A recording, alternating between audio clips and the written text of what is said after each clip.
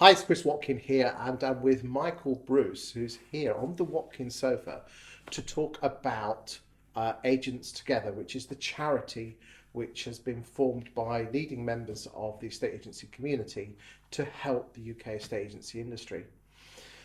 Thank you for joining me today, Michael. Over the next 20 or 30 minutes, I'd like to talk about Agents Together, but what I'd also like to do is talk about the past and also the future, because I asked an awful lot of people in the industry some questions, and they have brought some questions up.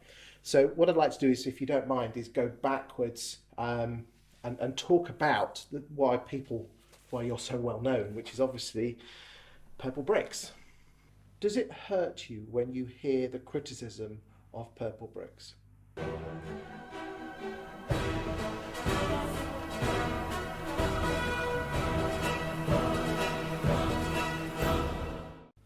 I think with all these things, it's how you approach feedback. I mean, from my perspective, criticism is only just another form of feedback. And from my perspective, I've always embraced feedback. I've always listened to what people have had to say. Wherever it's come from, where it's come from a customer, come from a competitor, whoever. And I don't allow that feedback to hurt me in any way. I just allow it to be something that I can learn from, and it then help me adapt and change how I approach or see things in the future.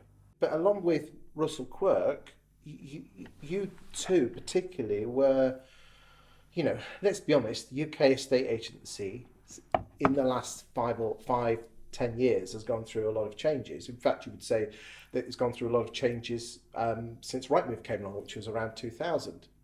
A lot of agents blame you for dragging the fees down. Do you think that is a fair accusation to be placed at your door, or do you think it was actually fees were dropping before then?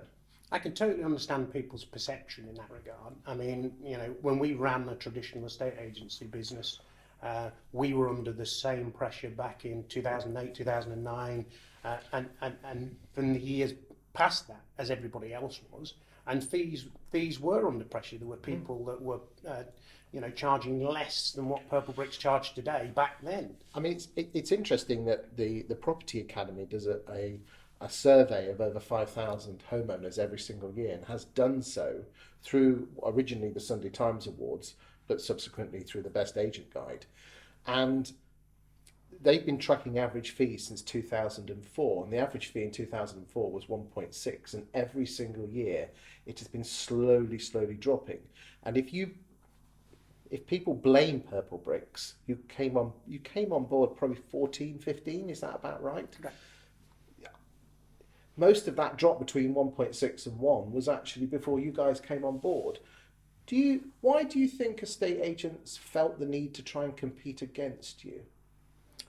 I think, from a fees perspective, that it is a very competitive industry. It's always been a competitive industry, and fees will always be top of the agenda.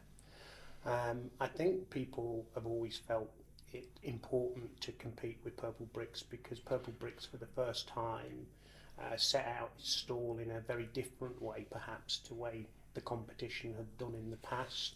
It had decided to advertise and publicise that very, very widely, so people got to see that on a day-by-day, week-by-week basis.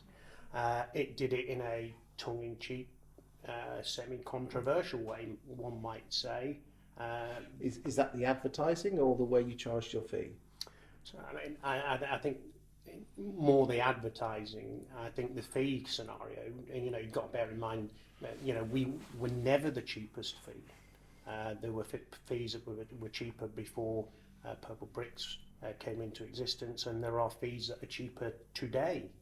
But I think reality of the situation is, when it comes to fees, it's a mindset thing, and if you're in the right mindset and you present the customer with the right options, customers will be happy to pay a fee that is reasonable, whether that fee is high or low.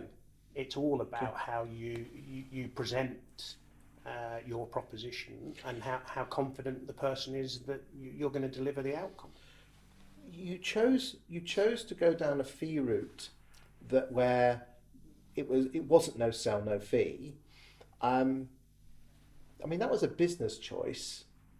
I mean, I've been through the website and it's quite clear, even at the time, that people knew exactly what they were getting themselves in for. Was that, why do you think some people felt misled, or do you think that's just sometimes people just didn't, it wasn't explained well enough? Because again, legally, you look at the website, you know exactly what you're getting yourself into, weren't you, when you went for Purplebricks? I mean, I tried it. It was plain as day. I thought, so, well, let me try this. Let's see this.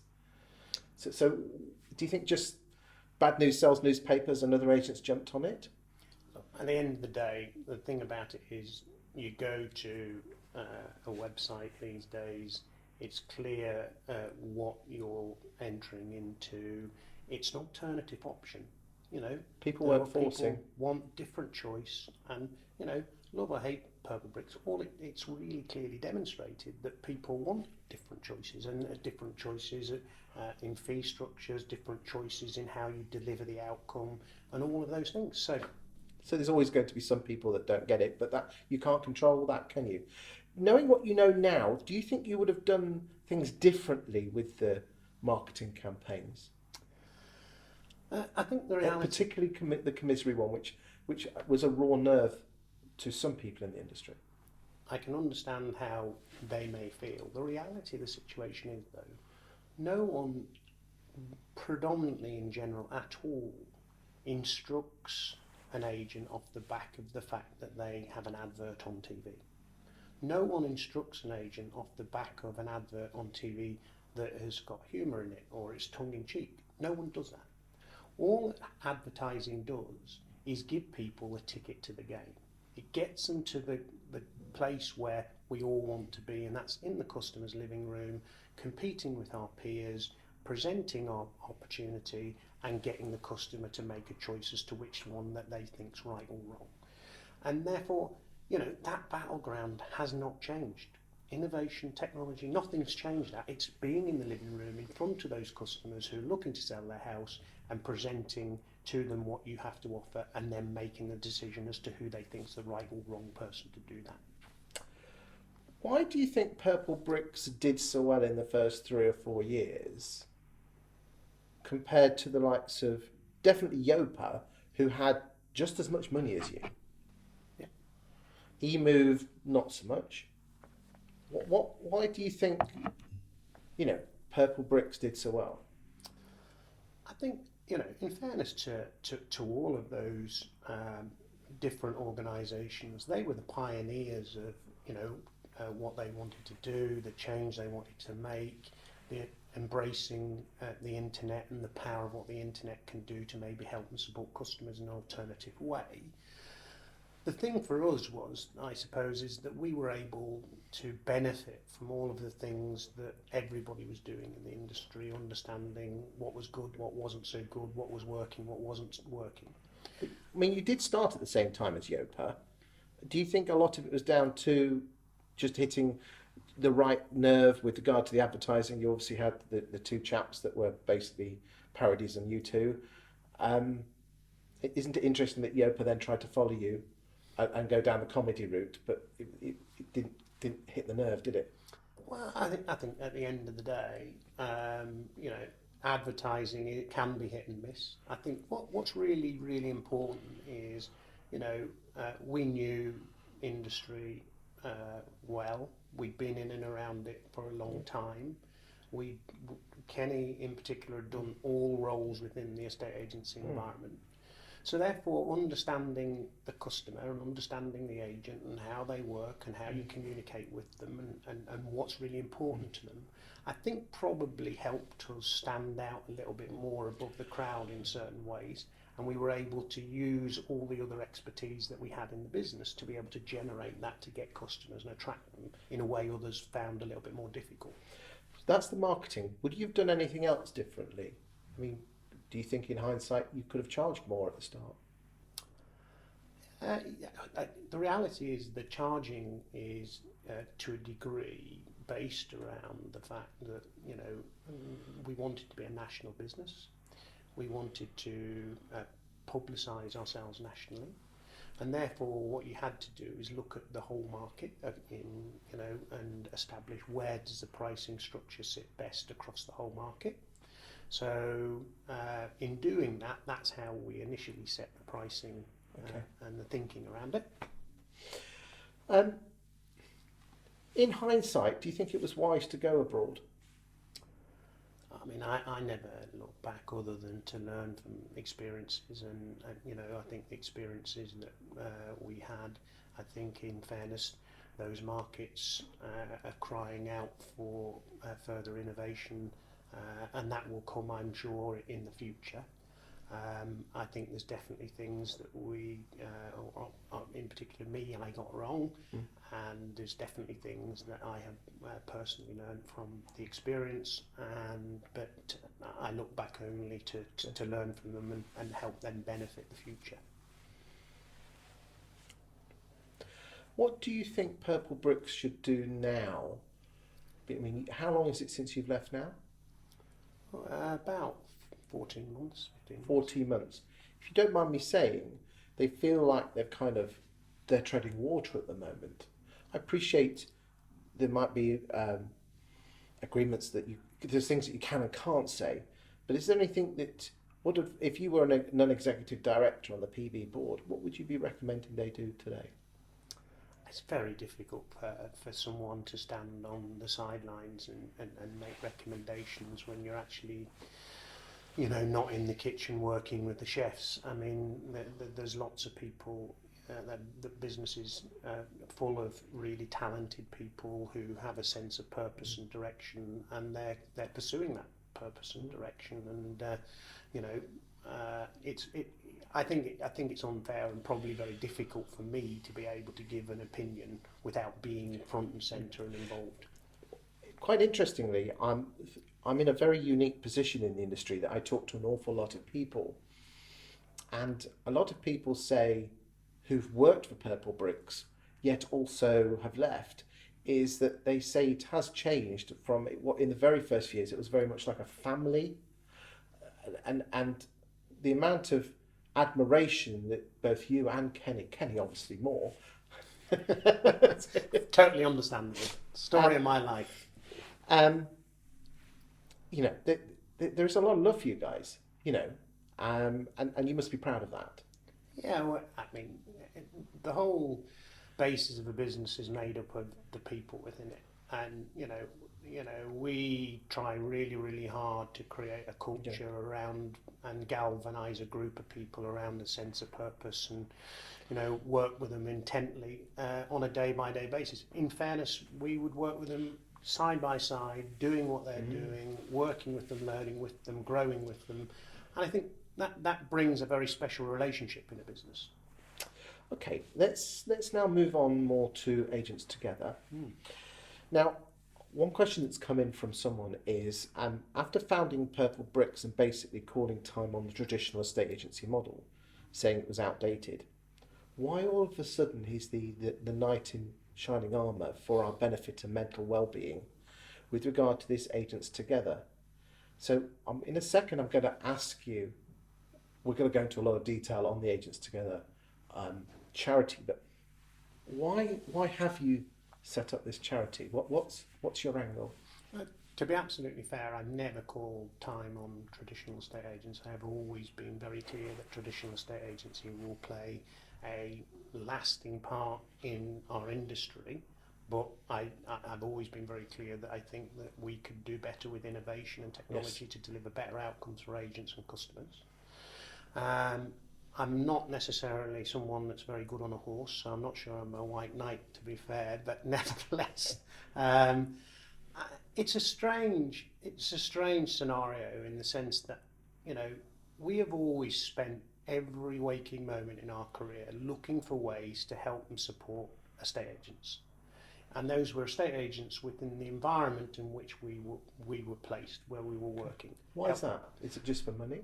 No, it's nothing about money, and the great thing about it is that it's partly a fascination that I had around when I became a CEO of a traditional estate agency, and I worked with estate agents, and I couldn't believe the minute you mentioned the word estate agent, everybody's got a bit of a smile on their face and an inner feeling of unhappiness. And I couldn't understand that. Why is that? What can we do to try and change that? Because what is your background? Are you a solicitor, aren't you? So I was a solicitor, and then I ended up being working with an estate agency group. We then ended up buying the estate agency group. I was CEO and later chairman of that estate agency group.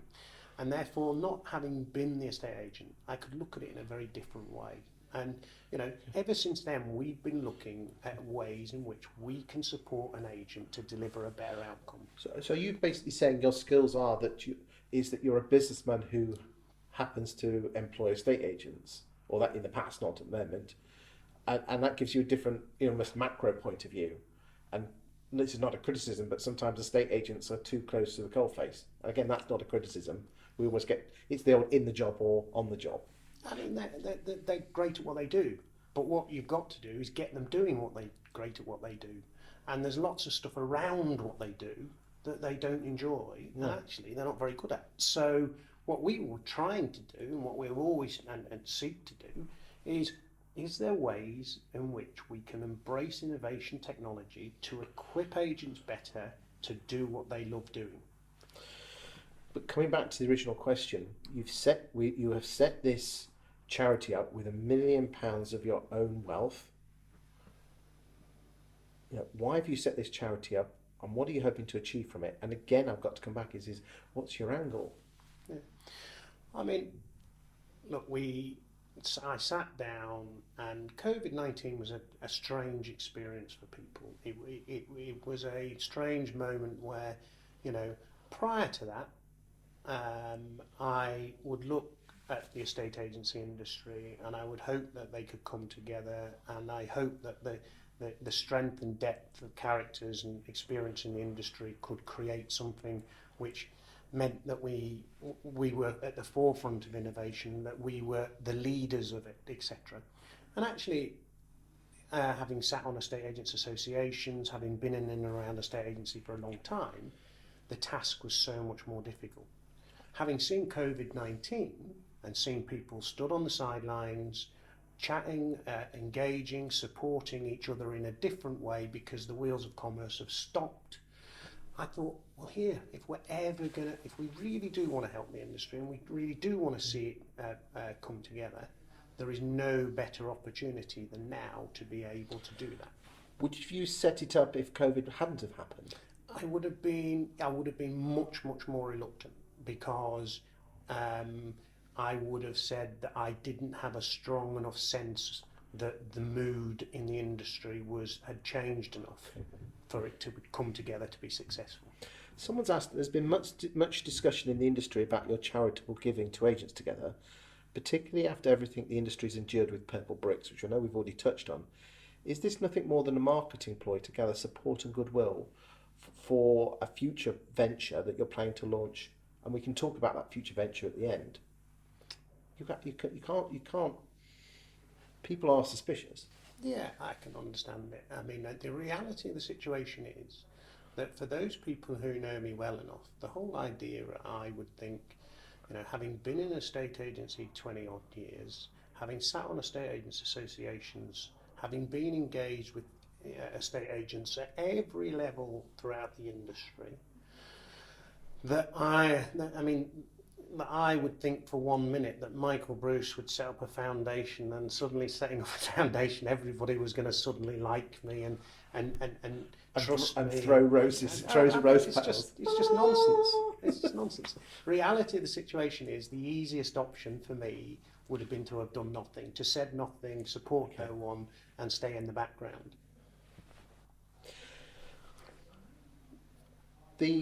You've brought together some trustees and some founder members.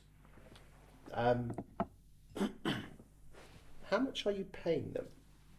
And again, I'm happy to declare I'm a founder member. Yeah, I mean, nothing. the only person that gets any form of payment is the CEO, because they spend every waking moment working. Sarah's been an absolute superstar. You have got a bargain there with the amount of hours she's throwing in. Yeah, she works. I mean, we work at different times of the day. You know, we're on calls at 5:30, 6 o'clock in the morning. We're on calls at 7 or 8 o'clock at night. And everybody who has touched this foundation, this charity, has given their time willingly. The industry, in fairness, has been far more embracing initially than we would have expected, which is to their absolute credit. And everybody who's found a member, everybody who's offering to be mentors, are doing it because they want to help people. They're not doing it for a financial reward. I've certainly been an instigator in picking the phone up to names in the industry who are considered untouchables, and it has amazed me that every single person, when asked, because probably just spend a minute or so. There's two tenets or two pillars to the charity. What are those two tenets, and then we can expand a little bit more about the mentoring. So the two pillars are healthy mind and healthy business, and they're all about, you know, taking two key aspects that connect together, because one impacts the other, and doing something as an industry that can really properly support both of those and do it so it lasts into eternity rather than it be a short-term post-COVID type thing. So the mental health bit, what are you hoping to do with AgentsTogether? Is this helplines? Is this one-to-one, face-to-face? Is this webinars? Is it all the above?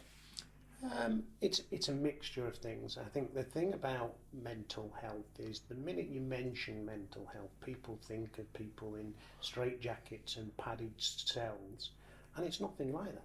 You talk about mental, physical health, and you think about, you know, what you eat, and you think about the exercise you do, and then you talk about mental health.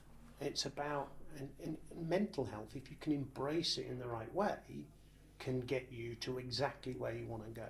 And it's usually the biggest obstacle to people getting where they want to go.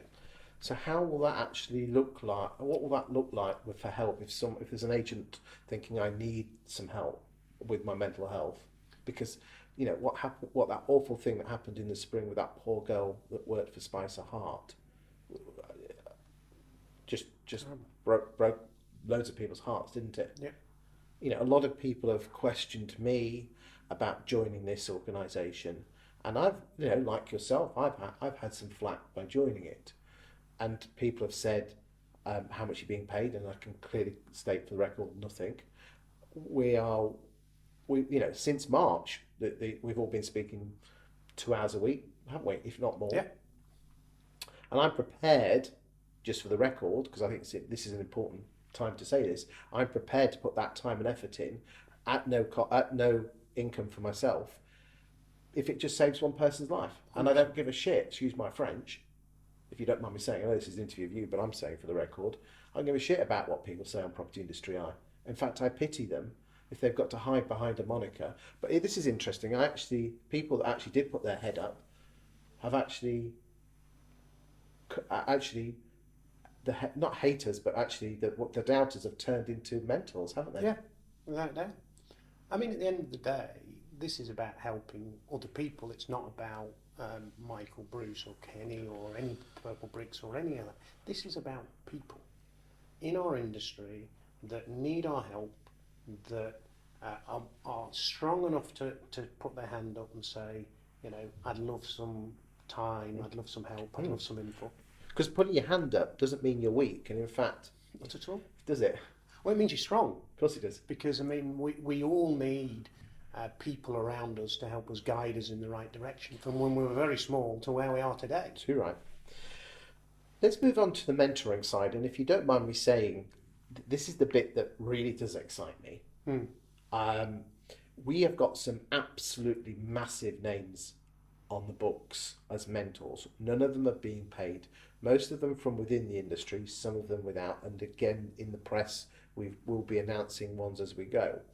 And we do two different types of mentoring. We do speedy mentoring and we do more longer term mentoring. Now, again, we're only a few weeks old now. So you've done a few speedy mentoring sessions already. How have you found them? Remarkable. I mean, they just remind me, they're just estate agents full of people just like me, just normal people who have a dream and aspiration to be successful and grow their business in whatever way they want to do it. And I've had 4 speedy mentoring sessions, and the 4 speedy mentees that I've had, different people with different. Are we talking like branch managers here, or valuers, negs, everything? We're talking about people who either are usually a branch manager or someone who is got their own business, who is looking for the next stage of growth, someone who has their own business and it's come to a halt, a number of different things, and they inspire you because they have all the issues that you've faced yourself, they have all the questions and doubts that you've had yourself. And, you know, if we as a collective group of people can support them to take away the cobwebs and see what they need to do in order to move to the next place. And most of it's mindset. Of course it is. And if we can just change that mindset slightly, then watch them go. It's fascinating. I've actually interviewed on camera and then someone else off camera about 2 speedy mentoring sessions, and they just love the fact that someone actually listened to them, appreciated their problems, and was able. It's funny how if you verbalise a problem to someone else, so quite often the solution comes to you anyway. It's just that you're talking to someone else, aren't Exactly. you? I mean, every one of those people have got my number. Every one of them we're following up. Every one of them we're talking about how they can adjust and move things around in order to get where they need to go. They've been introduced to people who can help them around how they position their businesses, how they articulate them. They've been introduced to people that might help them with marketing. And, you know, they might give them another half an hour and another hour on top, but it might help them get where they want to go. Who's been your best mentor in your life? I've had a number, I think, from being very young. I've understood and embraced the whole power of mentorship. I think when I was a kid, I spent every waking moment with my grandfather, 7 days a week, and he was a massive guide for me.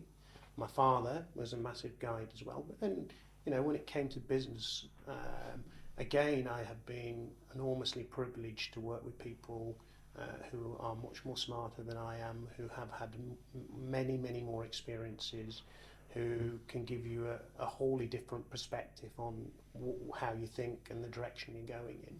And I think because they've helped me think differently, I think if we can do that for other people in an industry full of people who aspire to better and have dreams to grow what they want to do, I think if we can pass some of that on and they can be successful from it, I think it's amazing. What do you think is the particular issues of UK estate agents that they need help on? Mindset. For me, you know, the estate agency industry is full of people who have, they're really positive people. They are people who have got a lot to offer, but they have a deep suspicion of each other. Well, isn't it interesting? And again, we're going to talk about this in a separate video. That the industry's kind of come together in relation to what happened with Rightmove. Yet still, they actually hate their competitors even more. So are not prepared to almost pick the phone up and say, "Hey, up, let's do something." Yeah, I mean, if you can take all the ingredients, all of the experiences that exist in the industry and get them channeled in a way that collectively they can work together to determine the future, then it will be an enormous step forward for the industry. It's interesting. I had one of Australia's biggest estate agency trainers over in the UK last summer, and they said that they have this every year. They have this ARIC conference where everyone comes together, and he says it's interesting that everybody puts their swords down at the door, and they come in and they help each other and they guide. It's a 2-day, and isn't it interesting that it costs probably £800 pounds, not US dollars, actual pounds, it's more in Aussie dollars, and the negotiators themselves actually pay for their tickets, not their bosses. Well, I mean, it's like I think it was the 21st of March this year when the whistle went, everybody walked off the field of play with COVID-19, and that analogy that you've just used is the same. That's when they put their swords down. That's when they put their competition down. That's when they stood on the sidelines, and that's when I had the light bulb moment in my mind about the foundation. Was actually watch them on social, watch them talking, communicating. They're helping each other. People from other aspects of the industry who were suffering themselves because of COVID with their business were coming in and helping and supporting and doing stuff for people. So I thought, well, this is the time, this is the opportunity we've got. If we're ever going to be able to do it, let's try it now and see what happens. And what would your message be to any negotiator or value or branch manager or business owner thinking to herself, well, do I pick up the phone or do it? No, so through the website. What would you say to them to say, just come on, get on with it, ask for the help? At the end of the day, you've got nothing to lose and lots to gain. There's lots of people with broad knowledge and experience that you can tap into at no cost, at a time that suits you, that we can, continue to develop over a longer period of time, and you can get to where you want to go. And that doesn't have to be some big business. This can be, I'm a neg and I want to get to a branch manager and I want to think about how I might do that and what the journey might look like and how I might approach it and how I might communicate that better and how I might plan to get there. Or it could be someone who, is setting out early on their journey as a self-employed person looking to grow their business. How do I look at that?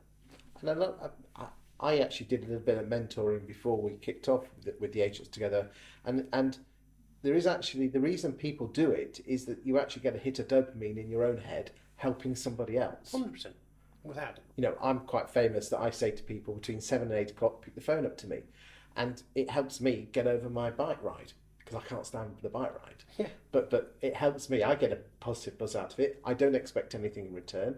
It's a win-win situation.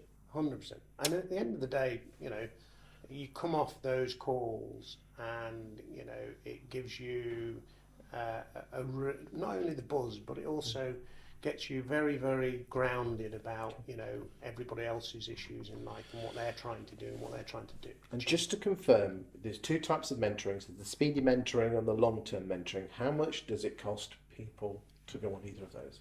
So it costs nothing at all to go on either of those. The speedy mentoring is, a quick flash 30-minute conversation about something that's really important to you. They tend to last an hour or so, in my case anyway. And then you've got the full mentoring, which can last 6 to 12 months, where you've got someone that's allocated to you who can, spend a minimum of 2 hours a month having a conversation about the things that you want to achieve. And not only will you just have that one person, but the whole way in which we set it up is so that they can pull in other people with other expertise who can also help and support along the way. Excellent. One couple of final questions is moving to the future.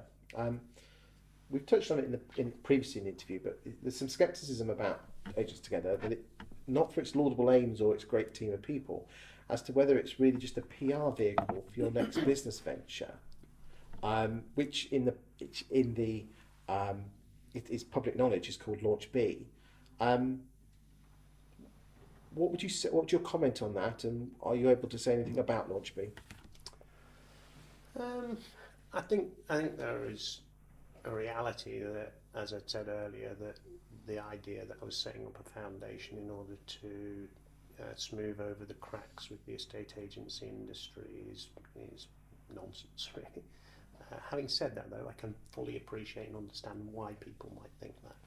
But also at the same time, it's not been a secret that we've been working on another business. It's been very clear for a long time on social and things like that, albeit what we're doing and how we're doing it hasn't been evident. For those who we've engaged with, we've made clear all along that it's something that we think will be helpful for the industry, etc. And I've made very clear along the journey, when we first had a conversation around the fact that, if we are serious about helping and supporting the industry, then we can't sit on the sidelines and watch everybody else doing it and then turn up at some stage in the future and say, hi, we're here, and then people say, well, where were you when we needed you, when all the other people were helping and supporting. So it's not a vehicle in any way for that. I think that undermines the hard work and commitment of everybody that's involved in it. And I think over time, like me or not like me, reality is you'll judge me over time as to whether or not what I say now is correct or not. But you'll see the amount of time and effort that I and the rest of the team are giving to this. I mean, I probably work a 30-40 hour week on AgentsTogether in addition to everything else that I do to help and support it in anything I can, and then judge me at the right time. And you've got some other big names in the industry, Stephen Brown, Michael Day, some guy called Chris Watkin, whoever he is. Why do you think they joined? I think they joined because they had a shared vision.